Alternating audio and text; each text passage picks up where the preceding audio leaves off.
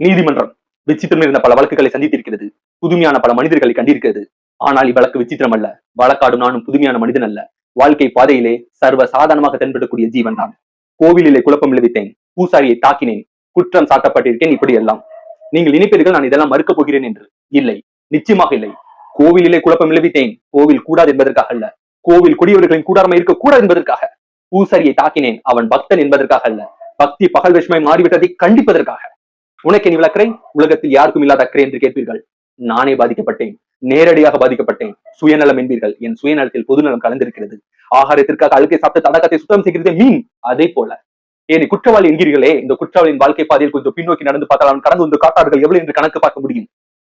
பாட்டொழிக்கும் குயில்கள் இல்லை என் பாதையில். படம் எடுக்கும் பாம்புகள் நெளிந்திருக்கின்றன. தென்றலை தீண்டியதில்லை நான், ஆனால் தீயை தாண்டி இருக்கிறேன். கேளுங்கள் என் கதையை, தயவு செய்து கேளுங்கள் என் கதையை. தீர்ப்பு எழுவதற்கு முன் தயவு செய்து கேளுங்கள் என் கதையை. தமிழ்நாட்டிலே இத்திருவிடத்தில் பிறந்தவன் நான். பிறக்க ஒரு நாடு, பிழைக்க ஒரு நாடு. தமிழர்களின் தலையெழுத்துக்கு நான் என்ன விதிவிலக்கா? ரங்கூன் அது என் உயிரை வளர்த்தது, உயர்ந்தவன் ஆக்கியது. திருமண கோலத்தில் இருக்கும் என் தங்கையை பார்க்க வந்தேன். மோசடி வழக்கில் ஈடுபட்டு இந்த கண்முன்னாடி நிற்கிறாளே இந்த ஜாலக்காரி ஜூலி, இவள் வழியில் விழுந்தவர்களின் நானும் ஒருவன். பணப்பெட்டியை துளைத்தேன், மெலிந்தேன், நலிந்தேன், பசியால் வாடினேன், கடைசியில் பைத்தியமாக மாறினேன். காண வந்த தங்கையை கண்டேன், கண்ணற்ற ஓவியமாக, ஆம் கைம்பெண்ணாக. தங்கையின் பெயரோ கல்யாணி, மங்களகரமான பெயர். ஆனால் கழுத்திலோ மாங்கலையும் இல்லை. செழித்து வளர்ந்த குடும்பம் சீரழிந்து விட்டது. கண்களிலே நீர், கையிலே பிள்ளை. கல்யாணி அளந்தால் கல்யாணிக்காக நான் அலைந்தேன். கல்யாணிக்கு கருணை காட்ட பலர் முன்வந்தனர். அதில் காளையர்கள் சிலர் அவள் காதலை கேட்டனர்.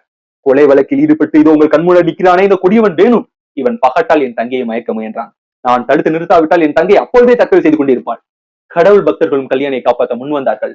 பிரதி உபாரமாக அவள் கடைக்கண் பார்வையை கேட்டனர். அதில் தலையானவன் இந்த பூசாரி கல்யாணியின் கற்பை கணிக்கையை கட்டியிருக்கிறான். பராசக்தியின் பெயரால், உலக மாதாவின் பெயரால் அவளை தற்கொலை செய்து கொள்ள தூண்டியது இந்த பூசாரி தான். தன் குழந்தை இரக்கமற்ற உலகத்தில் இருக்க அவள் விரும்பவில்லை. ஆதரவற்று தன் குழந்தையை துடிதுடித்து சாவதை காண அவள் விரும்பவில்லை. அவளை கொண்டு விட்டாள். விருப்பமானவர்களை கொள்வது விந்தை அல்ல. உலக உத்தமர் காந்தி, அகிம்சா மூர்த்தி, ஜீவகாரணிய சிலர் அவரே நோயால் துடித்துக் கொண்டிருந்த ஒரு கன்றுக்குட்டியை கொண்டு விட சொல்கிறார். அது கஷ்டப்படுவதை சகிக்காமல் அதே முறையை தான் கல்யாணி கையாண்டு இருக்கிறாள். இது எப்படி குற்றமாகும்? வெளிநாட்டிலிருந்து வந்த தமிழனுக்கு வாழ வழி இல்லை, தமிழ்நாட்டில் பிறந்த பெண்ணுக்கு வாழ பாதுகாப்பு இல்லை.